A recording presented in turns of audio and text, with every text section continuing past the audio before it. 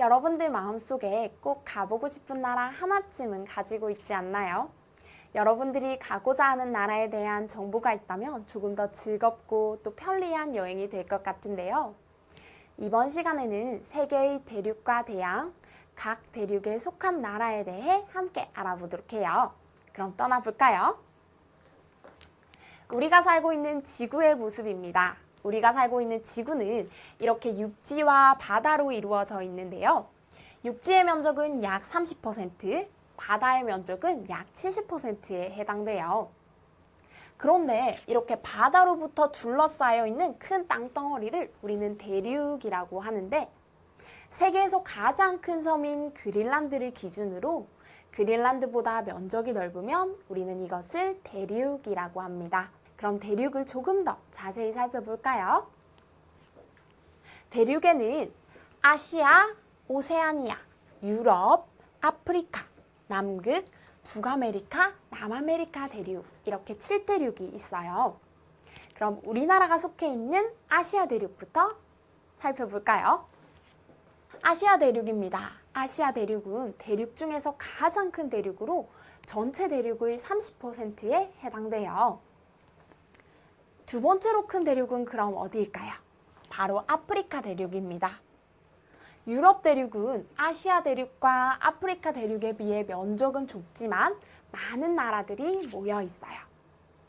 가장 작은 대륙은 어디일까요? 바로 오세아니아 대륙이에요.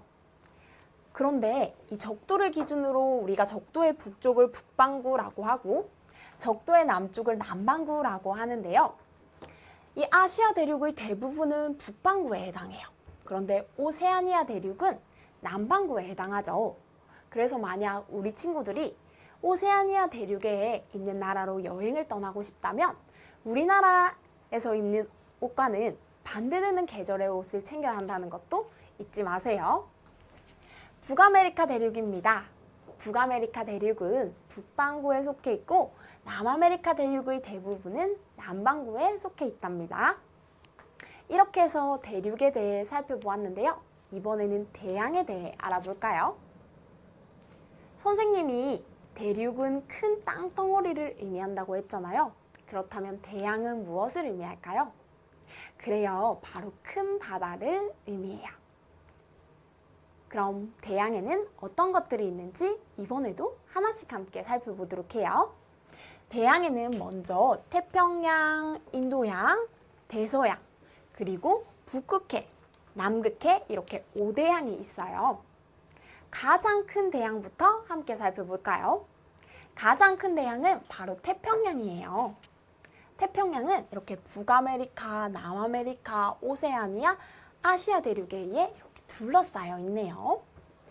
두 번째로 큰 대양은 어디일까요? 바로 대서양이에요.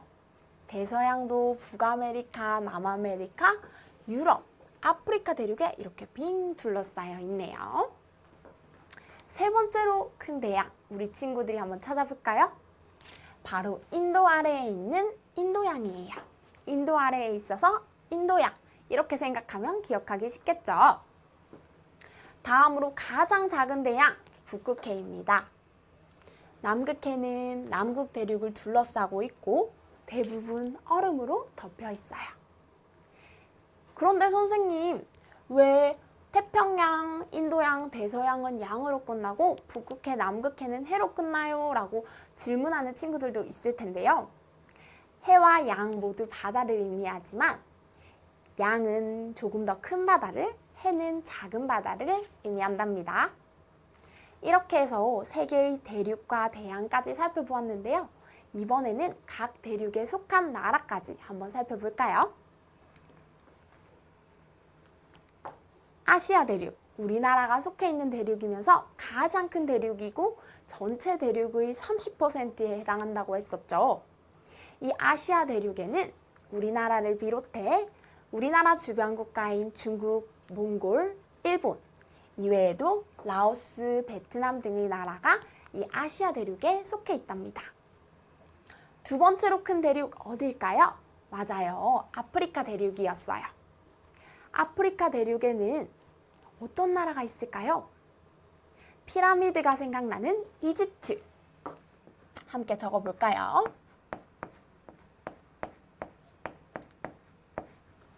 이외에도 소말리아, 케냐와 같은 나라가 이 아프리카 대륙에 속해 있어요.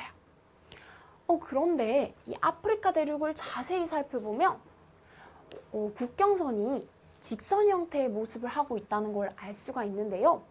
대부분의 국경선은 울퉁불퉁한 형태를 하고 있지만 미국, 캐나다, 아프리카 대륙의 나라의 경우 인위적으로 선을 그어 국경선을 정한 경우 이렇게 직선 형태의 모습으로 국경선이 나타나기도 한답니다. 다음으로는 유럽 대륙입니다. 선생님이 우리 친구들에게 어떤 나라로 여행을 떠나고 싶나요? 라고 물었을 때 많은 친구들이 이 유럽 대륙에 속한 나라들을 이야기해 주었는데요.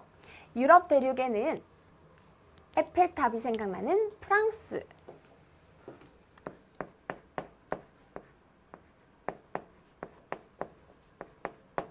그리고 장화 모양을 닮은 나라 어딜까요? 그렇죠, 이탈리아.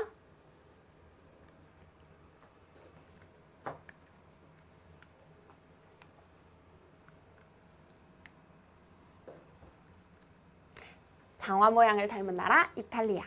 이외에도 스위스, 포르투갈, 스페인 등의 나라가 이 유럽 대륙에 속해 있어요. 다음은 오세아니아 대륙입니다. 가장 작은 대륙이죠. 또한 우리나라와는 정반대되는 계절이 나타난다고 했는데요. 이 오세아니아 대륙에는 귀여운 캥거루가 생각나는 오스트레일리아, 그리고 뉴질랜드 등의 나라가 이 오세아니아 대륙에 속해 있답니다. 다음으로는 북아메리카 대륙입니다. 북반구에 속해 있다고 했었는데요. 이 북아메리카 대륙에는 세계 경제 규모 1위인 미국, 그리고 단풍잎이 생각나는 캐나다가 이 북아메리카 대륙에 속해 있답니다. 남아메리카 대륙입니다. 남아메리카 대륙에는 축구하면 생각나는 나라 브라질, 그리고 또 어떤 나라가 있을까요? 칠레, 아르헨티나 등의 나라가 속해 있답니다. 이렇게 해서 선생님과 세계의 대륙과 대양, 각 대륙에 속한 나라에 대해 살펴보았는데요. 우리 친구들 오늘 수업을 통해 세계 여행을 떠나고 싶은 친구들이 많아졌을 것 같아요. 우리 친구들 세계를 자유롭게 여행하고 또 세계를 무대로 여러분들의 꿈을 마음껏 펼쳐나가는 우리 친구들이 되었으면 좋겠습니다. 그럼 안녕! 다음 시간에 만나요.